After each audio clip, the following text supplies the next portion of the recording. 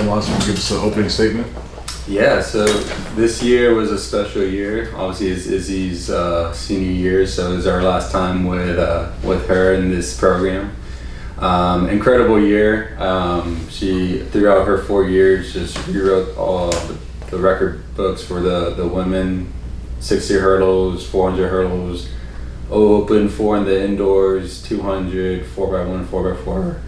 I lost count of all conference medals she's gotten, and now we're on our 3rd trip to nationals, hopefully going for another All-American trip. And this year's in Pueblo, so her first year she went was in Pueblo. Now we're going back, so it's special for us. It was our first trip together, first trip with any All-American in school history. So it feels right to end it there. But this year I think there is 22 entries, so a little bit bigger field for the 4 hurdles. And Izzy actually qualified this year.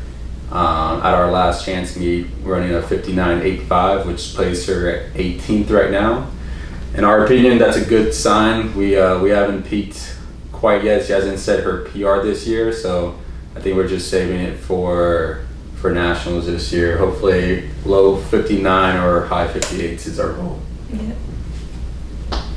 All right, then I'll start with Izzy. Obviously, a 3rd year in a row going back to nationals, and like Coach said, the same place that you went to nationals the first time a couple years ago. And from your previous 2 trips out there, what have you kind of learned just about the competition that might help you this time around? Well, obviously each year it gets faster. So last year, the time that I ran would have made it in Pueblo.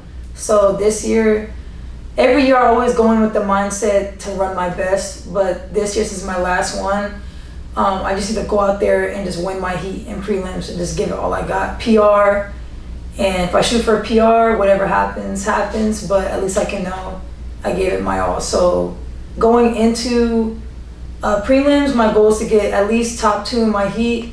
Usually every year, top 2 in each heat make it to finals. So if I get those top 2 spots, it should guarantee me finals on Saturday.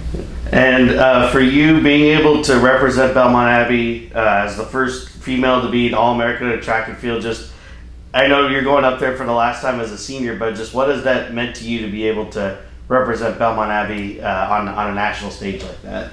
I remember my sophomore year when I first went to Pueblo, a lot of people were coming up to me asking, where's Belmont Abbey? What event that I ran, and just the fact that every year I go to nationals, people come up to me and they're always asking about Belmont and where we're located, how the team environment is. It's just a blessing just to be able to attract that sort of attention to Belmont and to just represent the team well for these past 4 years I've been there. And then I'll kind of swing it back over to Coach here for a second. Just kind of the same thing, being able to coach Izzy these last 3 years and being able to have her and Belmont Abbey on a national stage. What has that meant to you to see that kind of grow over the last couple of years? Yeah, it's incredible. We're a younger sport. We've only been around by 10, 12 years. So some of the coaches in the conference asked how I'm going to feel when Izzy's gone. And, as a coach, you can't replace some of these kids. You just enjoy them while they're here. And Izzy meant a lot to us, but also the team and our growth, and she's just been a blessing to us to have her around. And it's going to be an emotional weekend, I'm sure, whether we do well or we don't. But I know she's just going to give it her all, and we're gonna enjoy it. And then back to Izzy, going back actually to that last chance meet. You're trying to set that time, I guess. What was kind of your mindset? Like, did you have a set time, or how did you approach that, knowing that you were trying to get back to nationals again? Well, going into the meet, Coach Tomas had looked at the rankings, and he was like, Izzy, you're gonna have to run a 59, but we both know you can do it. You just have to go out there and run your race. And I will say, training that week, I was a little nervous, but I know I didn't want to be done yet, and I wanted to make it to nationals and say I could have went to nationals 3 years in a row. I wanted to, and I know I had it in me. And as soon as the race was over, when I saw the time, I looked at Coach Tomas, and I was so happy that I was able to push through one last time so I can go to Colorado. So that week was definitely nerve-wracking, but that day at Lenore-Ryan was a great day. And I know there was still a couple of days between from when you ran that time until when they came out. So, like, I know it's, I'm sure, an anxious feeling having to sit and wait through that, but did it feel maybe a little bit different this time, waiting to see where you were ranking just because of having to run the previous week? Yes, it reminded me of my sophomore year when I ran, and it wasn't guaranteed. I think I went 16, this year 18 going in. Last year was definitely like a load off my shoulders, running that 59.2. So I was telling myself like, maybe if I could have ran a little faster, but luckily that time solidified my spot. I think that day, that was probably the fastest I could go that day, but I know that my PR is 59.2 and I know I've ran that before, so this was my first time going into nationals without PRing beforehand, so I have a really good feeling about nationals.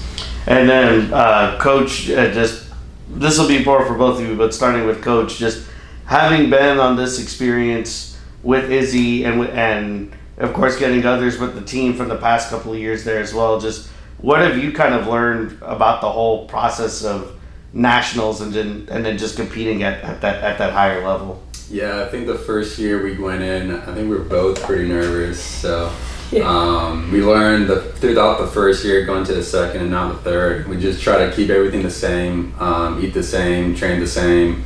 Nothing really changes, right? We put in the work. Izzy put in the work to go out and compete well, so we don't have to change anything. So I think just keeping a level head and going in with confidence that we've been there before, and now we're going in with experience and now with a new game plan, which we think it's gonna work really well. And yeah. And then Izzy, kind of the same thing. Like, how does this experience going to nationals maybe be different compared to the first two times you went up there? Well, the first time I wasn't alternating, so that year I was only using one leg throughout my 400 hurdle race. So at that time, my best time was a minute. And then going into junior year, that's when we started changing my race strategy and we started alternating. And it took me a while, but this year, the strategy that we have for this year, I have a really good feeling about it. It's just allowing me to take less steps during my race, and it's going to bring my time down drastically. I just need to go out there and perform a clean race. And going from racing here in North Carolina, South Carolina, and then going up there to Colorado, I'm sure for you the first time you ran at nationals, it was an adjustment having to run, I'm sure, a much higher elevation than what you would run down here. Just how did you kind of handle that first year? That first year, I drank water for a month going into Colorado. I didn't drink any juice, no soda. When I got there, I was really nervous. Throughout the race, I was fine. It was just after, but at least now that I know going back, I'll be fine during. I just have to make it to the line, and then they have all the trainers right there ready for me. So kind of my plan is to run without it in my mind. My sophomore year, I had it a little and I was nervous. But this year, I feel more prepared going to Colorado and very excited. And going back to Coach here, just seeing what Izzy has accomplished during her time here, and obviously you could list off all the accolades that she's had, but I'm sure for you, not just coaching her, but for some of the athletes coming up behind her, like, do you maybe use Izzy like as kind of an example of trying to get to goals that maybe that others have, and just seeing what she's been able to do on a national stage? Yeah, absolutely. It's nice when your most talented girl on the team is also the hardest worker, you know?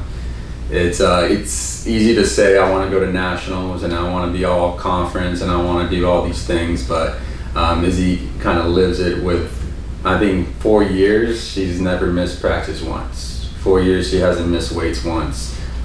She's sick, she's there. She's healthy, she's there. So definitely sets a tone of what it takes. and Izzy was a perfect student athlete for us, just to show what we stand for, which is excellence and virtue in all that we do. So we're super happy for Izzy, and then I think she's paved the way for just success throughout our women's team moving forward. And then Izzy, kind of on that same note for you, as you've gone through your 4 years, your sophomore, junior, and especially your senior year, have you kind of seen yourself more as leading by example, especially with the younger athletes that are coming up behind you? Yes, sir, definitely. A lot of the underclassmen have come up to me telling me how much they're gonna miss me, how much they look up to me, and I feel like when I first came to Belmont, obviously I wanted to keep my head down, just run track and stay focused, but I made amazing friends, lifelong friends from the track team.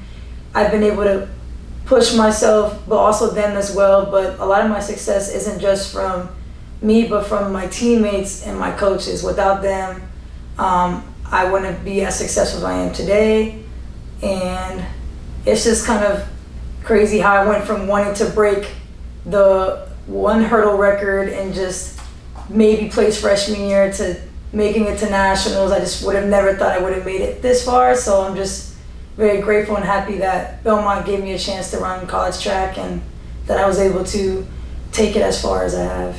And just, I know you've still got the one more race, one more competition this weekend, but for you, do you have an idea of what you would like to do next? I know you have a potential opportunity as well down the road after your time here at Belmont Abbey is done. So I do plan on joining the military after college. That's my plan, but I also want to keep running track, so I'm trying to see how that correlates together. But that's my plan for after Belmont Abbey so far. And just kind of, this will be my last thing, but just and you touched on it a little bit, but how has Belmont Abbey been able to kind of help you as a person, not just as an athlete, but also for when you go out in the world after all this is done? I feel Belmont Abbey has kept me grounded, and a lot of my friends around me, I feel like I've gone closer to God being at Belmont Abbey. I feel like my relationship with God was kind of different in high school. I was closer to him when I was younger, but I feel like coming to Belmont Abbey, being surrounded by so many people who believe in God, whether they're Catholic, Baptist, I feel like I've definitely gotten closer to God being at Belmont Abbey, and He has blessed me being here with the great friends that I have and the coaches. So I feel like I have grown as an athlete here, but also as a Christian as well.